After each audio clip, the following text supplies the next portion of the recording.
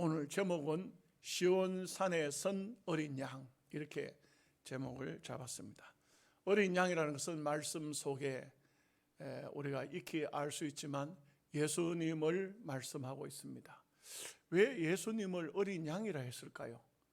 여러분, 짐승 중에서 가장 순한 짐승이 양이 아닌가, 그렇게 생각을 해봅니다.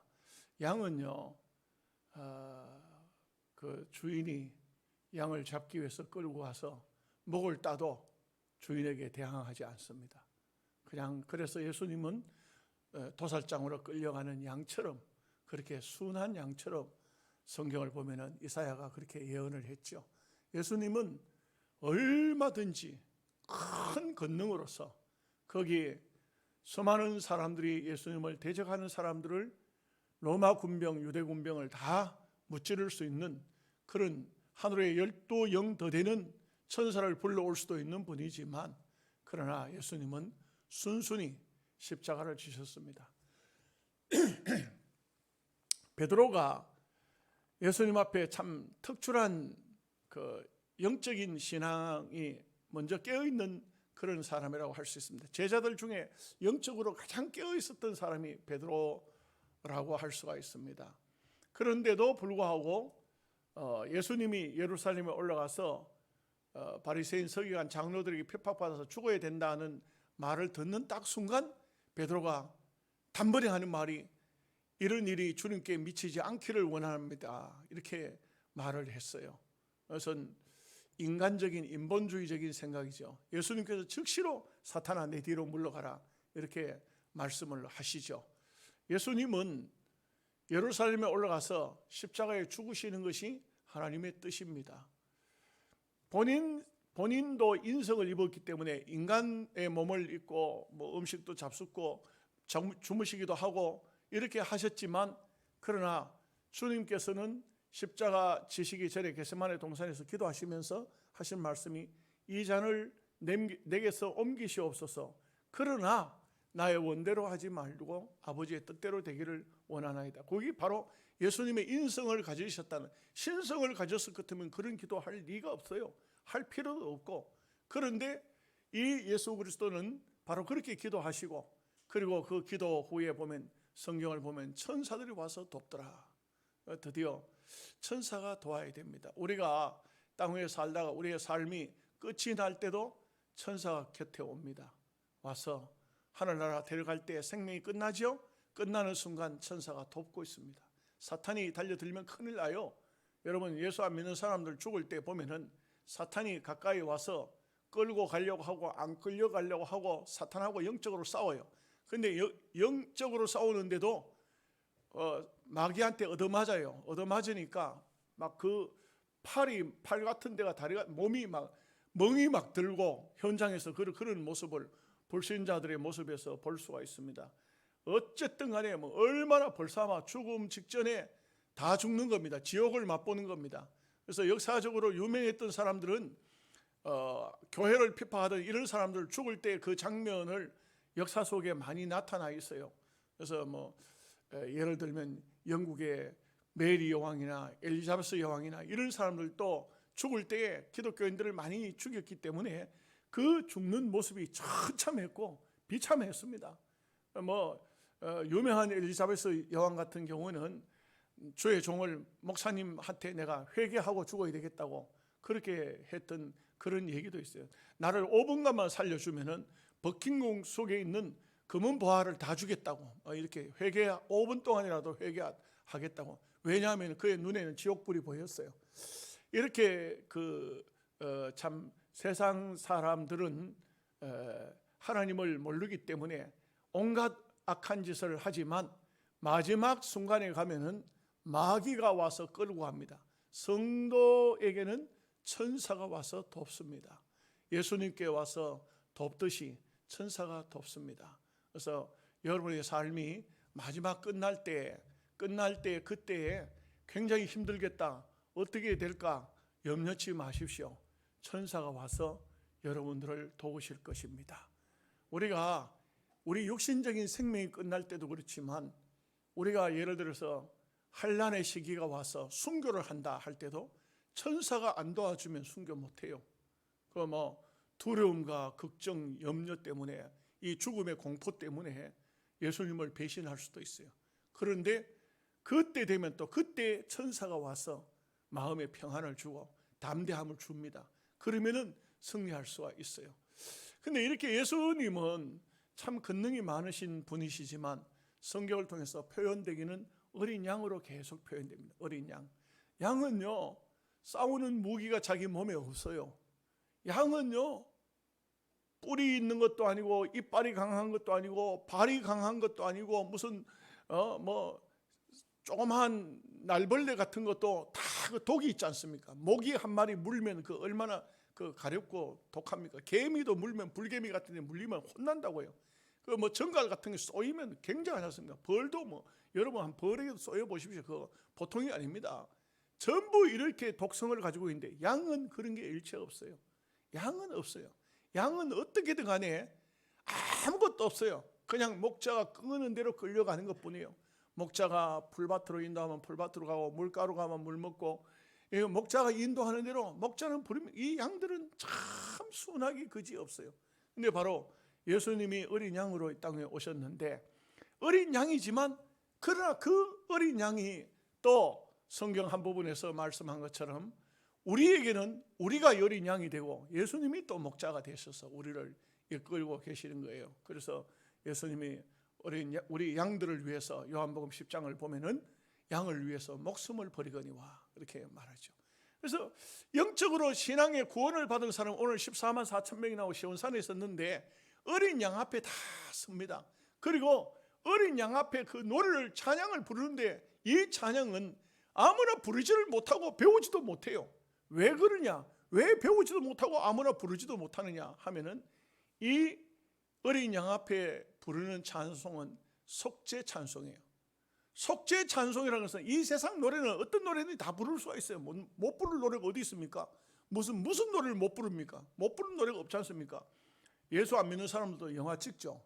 영화 찍으면 영화 속에 뭐 교회 같은 거 이렇게 한 부분이 나올 때 있죠. 그러면 불신자들도요, 어느새 찬송을 배워가지고 찬송을 부른다고. 예수도 전혀 안 믿는 사람이 뭐 내 주를 가까이 하면서 뭐 전부에 의지 없어서 하면서 찬송을 부르거든요. 이 세상 노래는, 이 세상에 있는 것은 어떤 노래든지 다 부를 수가 있지만 영적인 세계에 가면 노래를 아무나 부르는 것이 아니에요.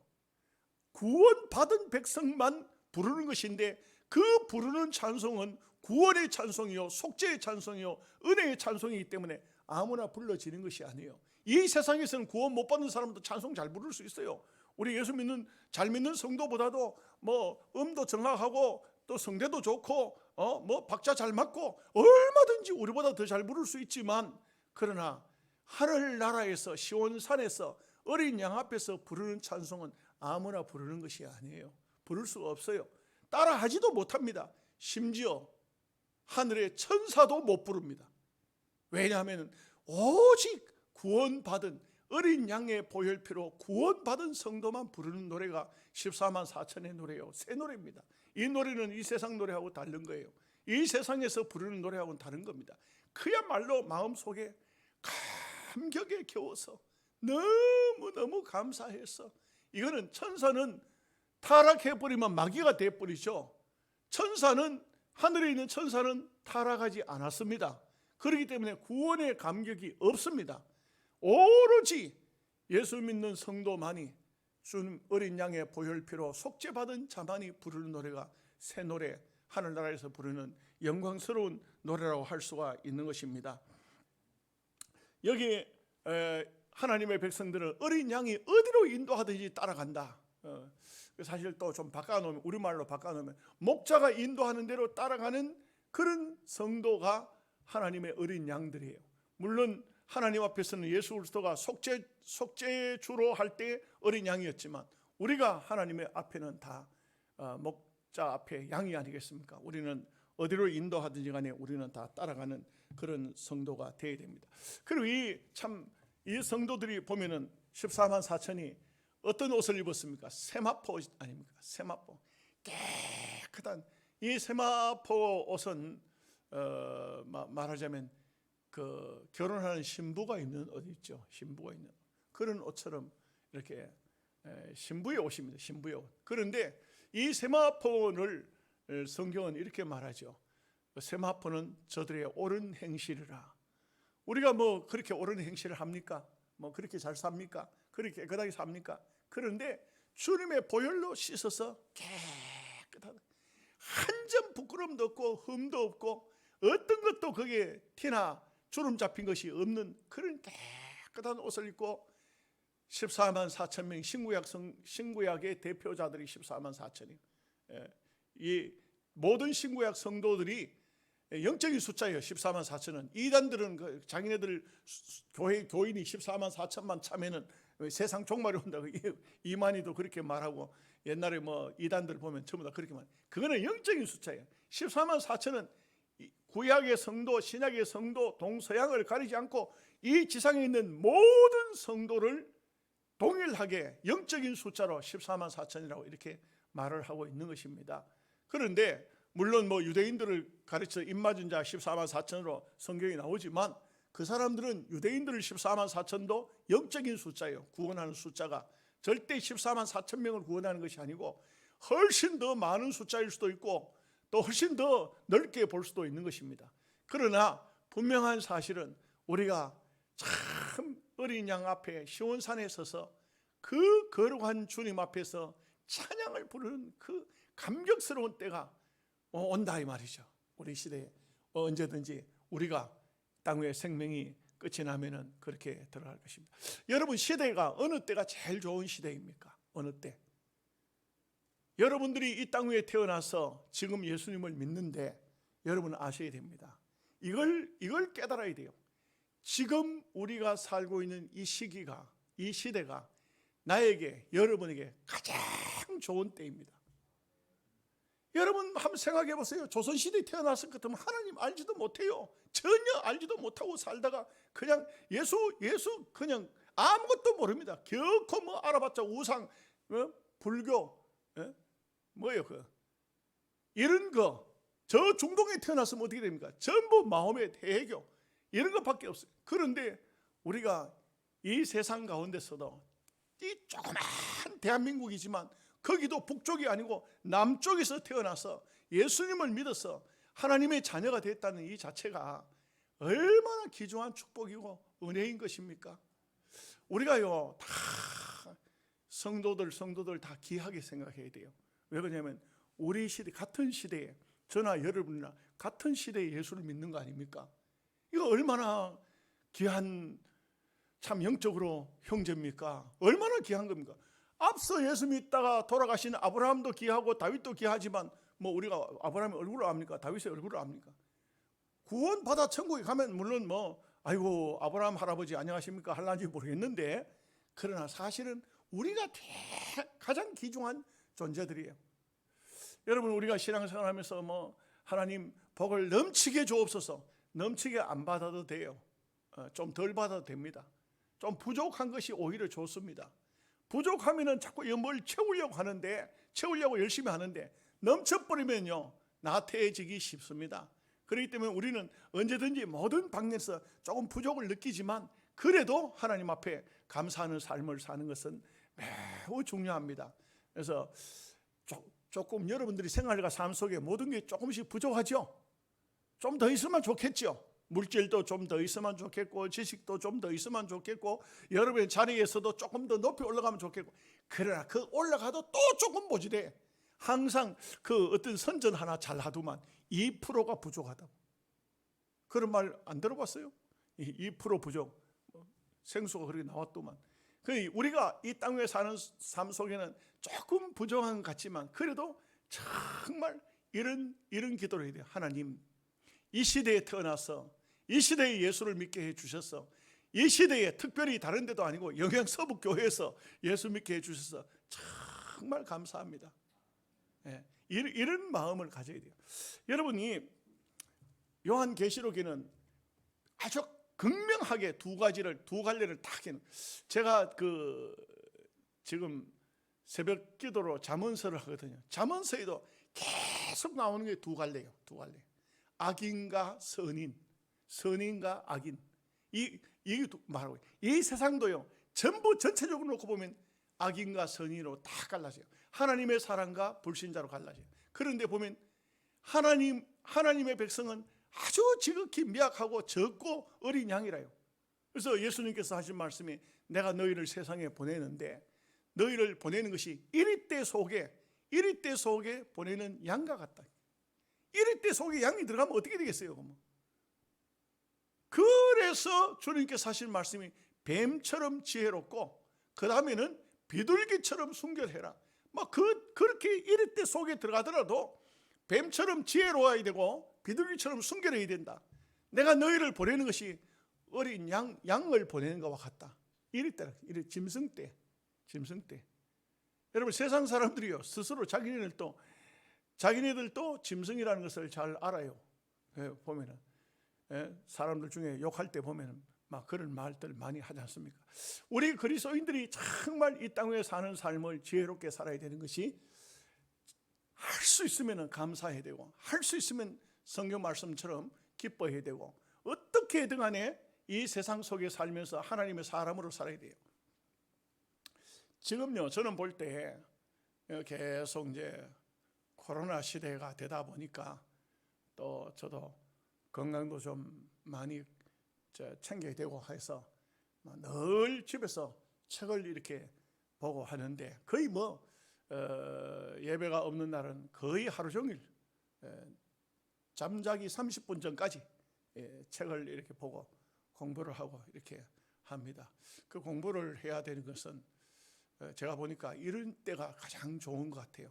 밖에 외출도 안 되고 집회도 없고 이럴 때는 공부하라는 하나님의 계시다, 하나님 뜻이다 공부를 하는데 참 느끼는 것은 시대가 참 어렵다 하지만 그러나 가만히 깊이 생각해 보면 이 시대가 정말 귀한 시대이고 그리고 이 세상은요 거의 저는 볼 때 그리스도인들의 영향이라는 것은 전체적으로 놓고 볼 때는 그리스도인이 10분의 1 택도 없는 얘기예요.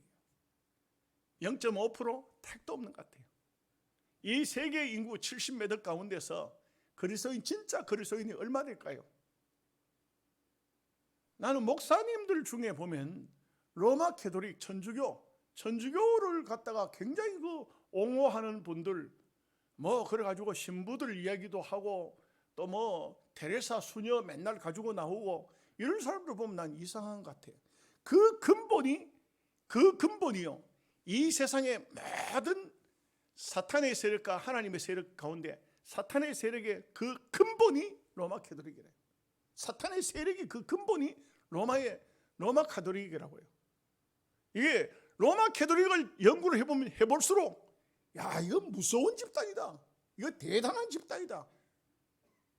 우리나라에도 우리 개신교에서요 교황이 한번 왔다가 가면은 어떤 목사님이 어디서 통계를 내는지 잘 모르겠는데 청년들뿐만 아니고 수많은 사람이 개신교에서 로마 교회로 간다 그래요. 캐톨릭으로 간다 그래요. 천주교로. 교황이 왜 전 세계를 방문하느냐? 한 번씩 옮겨가는데 대한민국 개신교회는 굉장히 교인들이 많지 않습니까? 100만 명씩 옮겨간다 이런 말이 있어요. 그 말이 어디에 근거를 두고 있는지는 잘 모르겠는데 그런데 연구하면 할수록 로마 캐톨릭 천주교는 사탄 종교예요. 여러분 보십시오. 비유를 합니다. 귀신을 섬기는 사람, 무당을 섬기는 사람 이런 사람들이요 하나님 섬기는 사람이 집사나 교인들이 가까이 와 있으면 귀신이 내리지를 않아요. 소위 무당이 두 가지 아닙니까? 하나는 배운 무당이고 하나는 신이 내린 무당인데 선무당은 배운 무당이에요. 무당 따라다니다 배워가지고 무당하는 거예요. 근데 그거는요 가짜예요. 가짜 무당이에요. 근데 진짜 무당은 어떤 무당이냐면 신을 받은 내린 무당이거든요. 이런 무당인데 이런 무당은 자기가 아무리 대나무를 흔들고 북을 치는데 둥둥둥 거려도 귀신이 안 와요. 예수 믿는 사람이 옆에 있으면 안 와요. 그러면 어떻게 되냐? 말합니다. 이렇게 말합니다. 혹시 여기 예수 믿는 사람 없느냐고 좀 제발 좀 가라고. 예수 믿는 사람이 있으면 신이 내리지를 못해요. 신이 내리지를 못해요.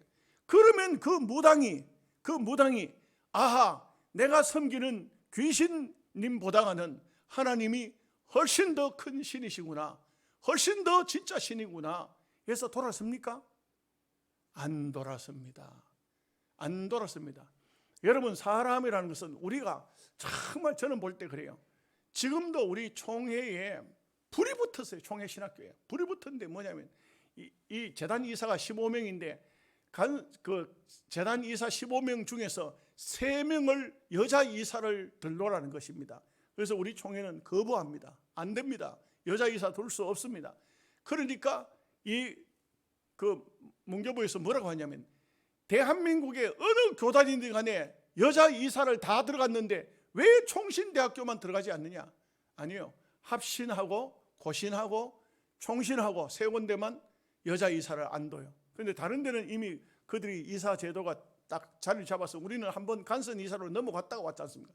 그렇기 때문에 여기는 오늘 총회장이 이제 그 교육부 차관을 만나려고 오늘 그 교제를 하려고 하다 못했어요. 깨져버렸어요. 안 됩니다. 왜 안 되느냐 하면은 우리 총신에서 총회 입장을 말하려고 하니까 아예 대화 자체를 차단했습니다. 참 어렵습니다. 우리가 이 총신 교단을 위해서도 기도를 많이 해야 되는 것이 많이 어렵습니다. 그런데 분명한 것은 진리는 언제든지 외롭습니다. 정말 말씀대로 살락하면 외롭습니다. 힘듭니다. 여러분들도요, 예수 믿는 사람끼리 어울려도 정말 진리대로 살려고 하면 그 사람은 뭐 어떻게 됩니까? 꼴통품이 됩니다. 꼴통품. 뭐 이런 꼴통품이 어디서 왔노? 이렇게 됩니다. 다 이런 세상인데 왜 이 사람은 왜 이러냐? 이렇게 됩니다. 그래서 제가 볼 때는 정말 이 세계는 거의 사탄이 다 잡았습니다. 사탄이 자리를 잡았습니다. 제가 그 칠레 갔을 때, 칠레는요 우리가 좀 이해하기 어려운 데인데, 칠레도 그렇고 미국도 그렇고 우리나라의 저 빈부격차 이거는 아무것도 아니에요. 외국에 나가 보면 이거는 대단합니다. 칠레도 보면은 제가 얘기를 들으니까 소위 천한 동네가 있고 아주 막 귀족들이 사는 동네가 있고, 윗동네 아랫동네 이렇게 말합니다. 이 밑에서 태어난 사람은 저쪽 학교 다니지도 못해요. 돈이 안만 많아. 여기 태어났다 하면 어떻게 잘못해가 여기서 태어났다 하면 저 동네는 들어가지를 못해요. 입학을 못해요. 그런데 이 동네와 저쪽 동네에 가는 사이에 오벨리스크가 서 있길래 깜짝 놀랐어요.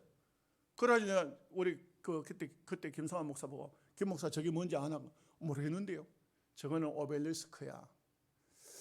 그 칠레 앞산이 있는데 거기 보면 큰 여자 동상이 있어요. 그 동상을 사람들이 가지고 그거 가지고 뭐 이렇게 합니다.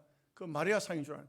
아닙니다. 로마 캐톨릭은 이게 아마 중세도 전에 고대 때부터 그 로마 캐톨릭이 생길 때부터 이 사람들은 아스타로스를 섬겼어요.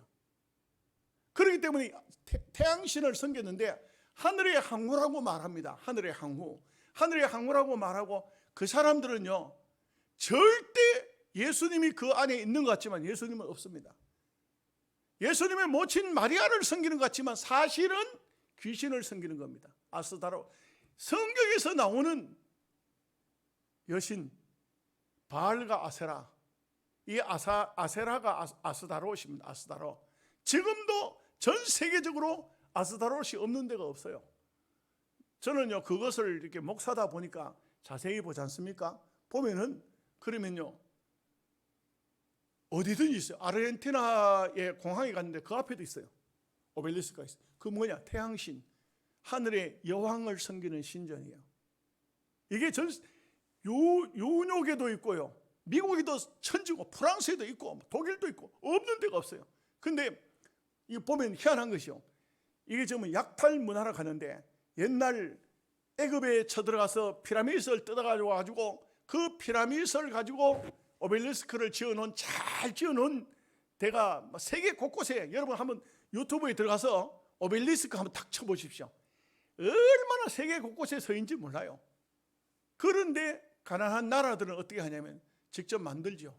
이렇게 저 애굽 같은 데 변변석이라 하는데 그런 좋은 돌을 가지고 안 오고 그냥 이렇게 오벨리스크를 만듭니다. 만드는데 로마 캐톨릭은요 공식적으로 자기들이 섬기는 신이 뭐냐 하면은 루시퍼예요. 루시퍼입니다. 그리고 루시퍼 앞에 제물을 드리는 거예요.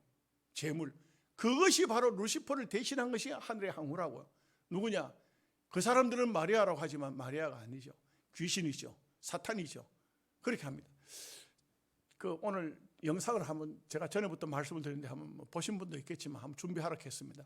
이건 뭐냐면은 로마 캐톨릭의 부활절 베네딕토 16세가 부활절 전야제에서 이제 라틴 말로 한 청년을 시켜서 찬양을 부르는데 루시파 찬양입니다. 이 찬양을 한번 보시면은 여러분들이 이거 로마 캐톨릭은 무서운 사탄 종교구나 하는 것을 알 수 있을 것입니다.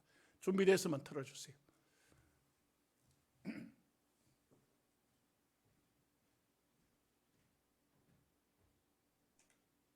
Patris et Filii et Spiritus Sancti.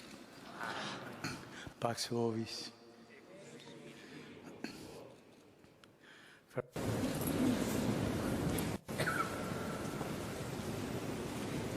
Miseatur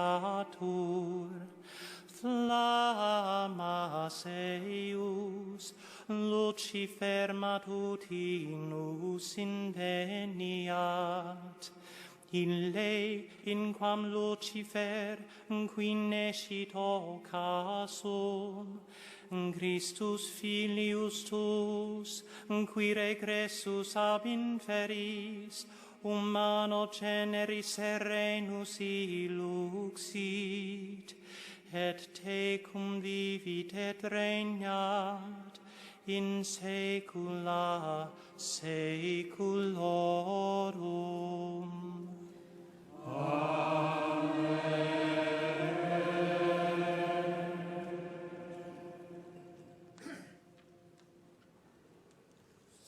지금 로마 캐톨릭에서 세계 7대 비밀 단체가 있다 했죠.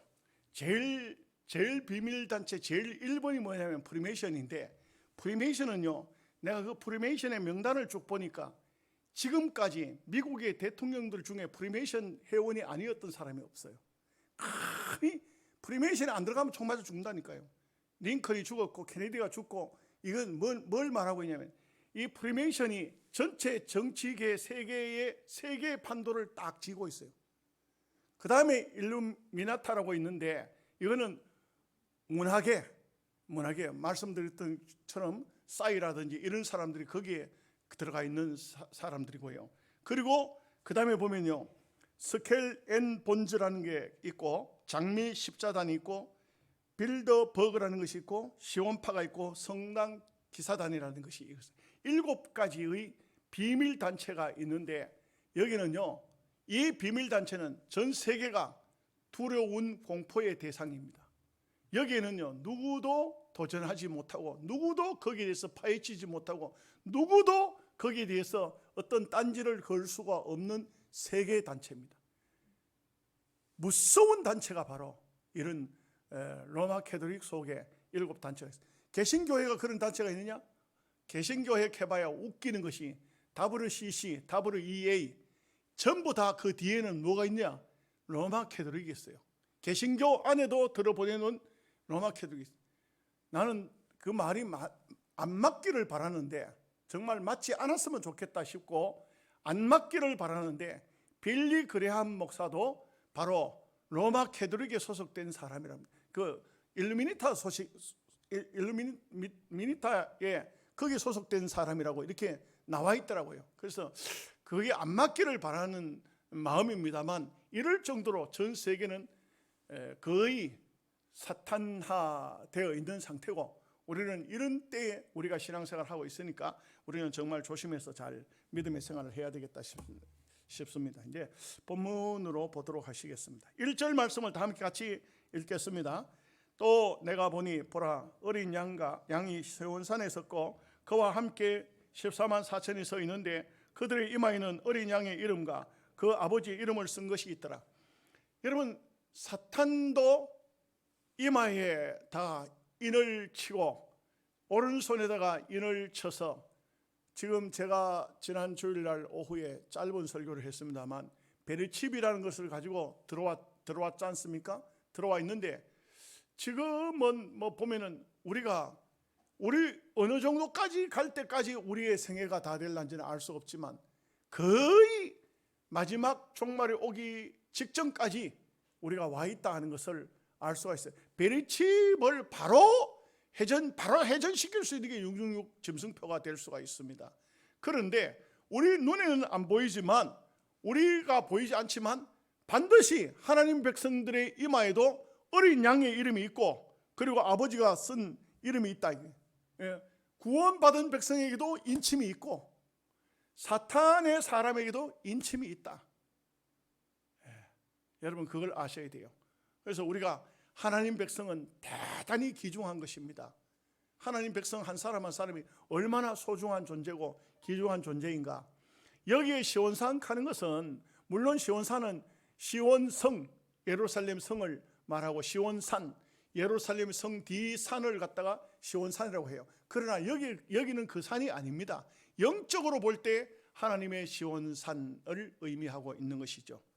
2절 말씀 다 함께 같이 읽겠습니다. 내가 하늘에서 나는 소리를 들으니 많은 물소리와도 같고 큰 우레소리와도 같은데 내가 들은 소리는 검은 고 타는 자들이 그 검은 고를 타는 것 같더라.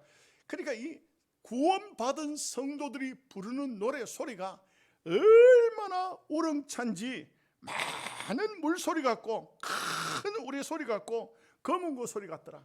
아주 아름다운 구원받은 백성들의 찬양. 여러분 지금도 사실 우리가 부르는 찬송이요, 우리가 그냥 막 타성에 젖어 가지고 육신적으로 피곤하니까 와서 뭐 찬송을 불러도 큰 감격 없지.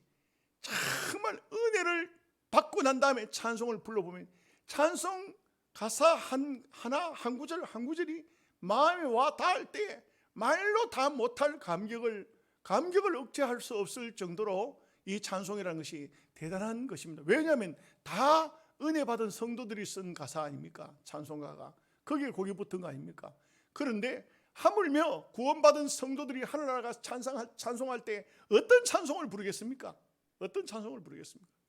오늘 우리도 그렇지 않습니까? 우리도 막 은혜 받고 나면은 그냥 뭐 잘 부르든 못 부르든 뭐 내 음이 좋든 안 좋든 곡조가 맞고 안 맞고를 떠나서 막 마음의 감격으로 부르지 않습니까? 하늘나라의 찬송 소리가 얼마나 감격스럽겠습니까?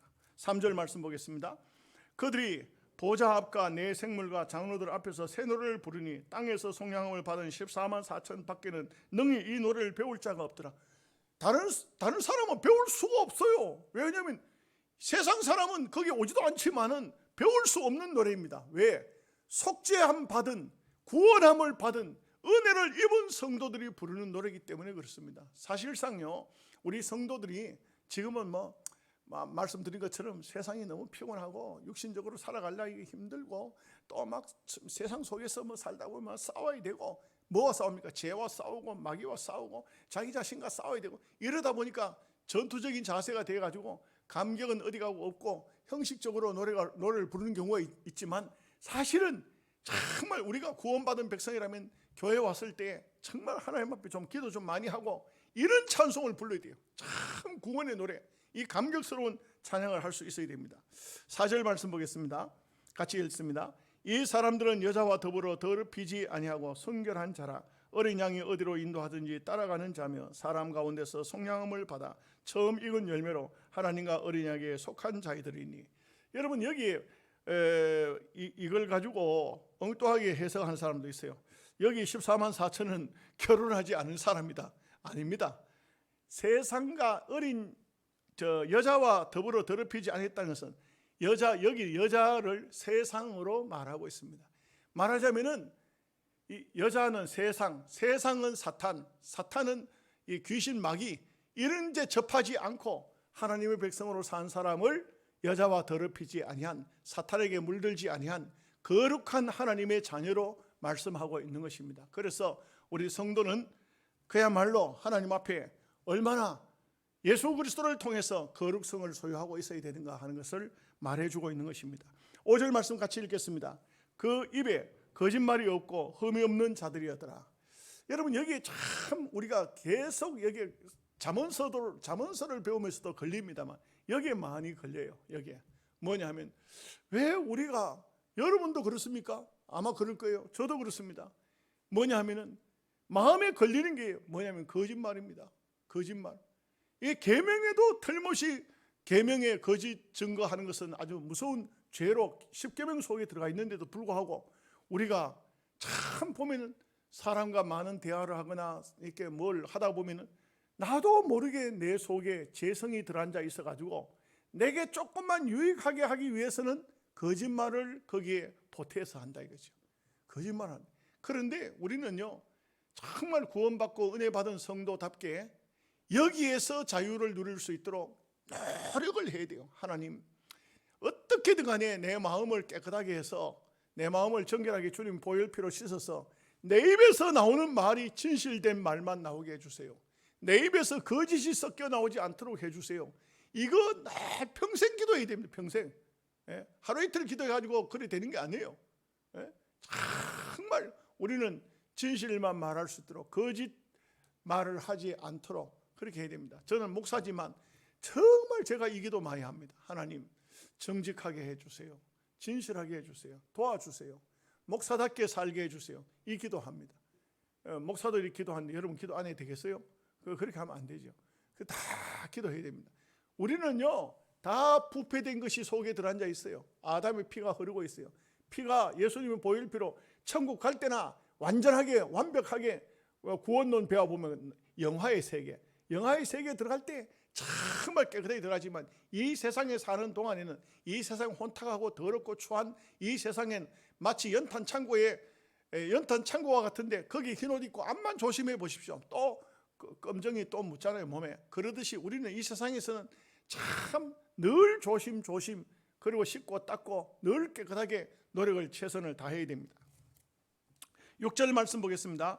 또 보니 다른 천사가 공중에 날아가는데 땅에 거주하는 자들 곧 모든 민족과 종족과 방언과 백성에게 전할 영원한 복음을 가졌더라.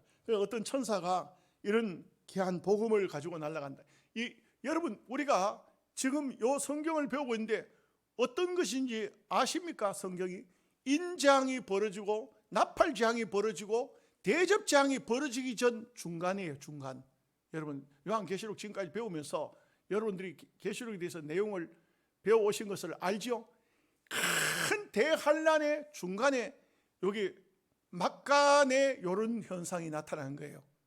잊어버리면 안 돼요. 이제 다음 시간부터 이제 대접재앙이 또 쏟아지기 시작할 겁니다.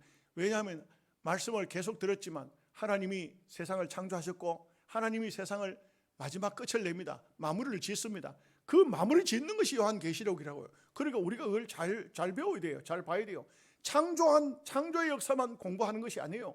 우리는 역사만 공부하는 것이 아닙니다. 그 속에 우리가 이렇게 돼 있잖아요. 창조 역사가 있고 그 다음에 역사가 있고 그 속에 수많은 왕들의 이야기가 나오고 수많은 또 시편이나 뭐 잠언서나 이런 아가서, 전도서 이런 생활 삶 속에 필요한 말씀들이 나오고 그 다음에 신약으로 넘어와서 예수님의 복음이 나오고, 복음이 나오고 난 다음에 그 다음에 뭐가 나옵니까? 마지막에 가서는 종말이 나오잖아요. 이 종말을 우리는 아직까지 어느 정도 가면은 종말이 될런지 알 수는 없지만 저는 볼 때 여러분들도 그렇게 기도하십시오. 하나님, 이 시대가 우리 시대는 되지 않게 해주세요. 그렇게 기도하세요. 여러분, 이런 시대 오면 이거 골치 아파요. 골치 아파요. 잘 믿다가 들림받으면 다행이지만 그렇지 않고 이렇게 남아버리면은 그때 아직도 복음을 못 받은 사람들이 있기 때문에 복음을 들고 다니는 천사가 나왔다 이 말이죠. 우리가 정말 믿음을 잘 가져야 됩니다. 7절 말씀을 다 함께 같이 읽겠습니다. 그가 큰 음성으로 이르되 하나님을 두려워하며 그에게 영광을 돌리라. 이는 그의 심판 시간이 이르렀음이니 하늘과 땅과 바다와 물들의 근원을 만드신 이를 경배하라 하더라. 심판 날이 곧 다가왔다. 심판 날이 눈앞에 다가왔다. 심판이 다가왔다. 두려운 것입니다. 우리가 정말 예수님의 보혈피로 씻음을 받았으니까 그래도 예수님을 믿고 아멘 합니다만, 불신자들은 그때 가면 이 어마어마한 공포를 느낄 것입니다. 그러니까 요한계시록 1장 7절 말씀에 보면 구름을 타고 오시리라. 각인의 눈이 그를 보겠고 그를 찌른 자들도 볼 터이요 그를 통하여서 애곡하리다. 크게 눈물을 흘리면서 우는 날이 옵니다. 우리 신자들은 그런 날이 와서는 안 되죠. 우리는 그때가 되면 우리는 반대로 찬송을 부르는 그런 때가 되어야 되겠죠. 8절 말씀 다 함께 같이 읽겠습니다. 또 다른 천사 곧 둘째가 그 뒤를 따라 말하되 무너졌도다 무너졌도다 큰 성 바벨론이요 모든 나라에게 그의 음행으로 말미암아 진노의 포도주를 먹이던 자로다 하더라. 결국 이 세상을 바벨론으로 보고 있어요. 바벨론은요 세상의 대표, 세상의 대표입니다. 이 큰 성 바벨론, 이 세상이 결국은 하나님의 진노에 의해서 다 무너집니다. 참 사람이 어디까지 악할 수 있을까요? 나중에 이 계시록을 좀 더 넣어 보면요, 마지막 심판 때는 하늘의 성도 구름 타고 올라갔던 14만 4천 명 예수 그리스도와 함께 이 지상으로 심판하러 내려옵니다. 그런데 이 땅 위에 있던 이 사탄의 세력들이 하늘의 군대하고 싸우려고 합니다. 하늘의 천군 천사하고 싸우려고. 싸움이 되겠습니까? 그런데도 싸웁니다. 절대로 항복은 없습니다. 사탄은요 절대 항복하지 않습니다. 무지개에 갖다 가둘 때까지 계속해서 싸웁니다. 그러니 여러분 우리가 조심해야 되죠. 사탄은 절대 잠자는 법이 없습니다. 우리가 잠들면 안 됩니다. 깨어야 됩니다. 정신 차려야 됩니다. 그러면 사탄을 이길 수 있습니다. 누구를 통해서? 예수님을 통해서 이길 수가 있습니다. 재미있는 이야기지만 이야기겠죠. 중세에 어떤 수도사가 길을 가다 보니까 예배당 지붕에요 마귀들이 전부 쭉 누워서 잠을 자더라 그래요. 예배당 지붕에. 그래가지고 예배당 지붕에 왜 마귀가 잠을 자나 해가지고 그 예배당에 들어갔더니, 그 안에 들어갔더니 목사도 자고 장로도 자고 교인들도 다 자더래. 다 자니까 마귀도 할 일이 없어 저거들도 자빠져 자더라고요. 그냥 이야기예요. 이야기입니다. 그런 실제는 아니겠죠. 우리가 참 기도해야 됩니다. 마귀가 잠들도록 그렇게 하지 말고 우리가 열심히 기도하면 마귀도 열심히 뛸 겁니다. 그래서 하나님 백성들은요 세상을 이기고 마귀를 이기고 내 자신을 이겨서 승리하는 성도가 되어야 될 줄로 믿습니다. 아멘. 기도하겠습니다. 하나님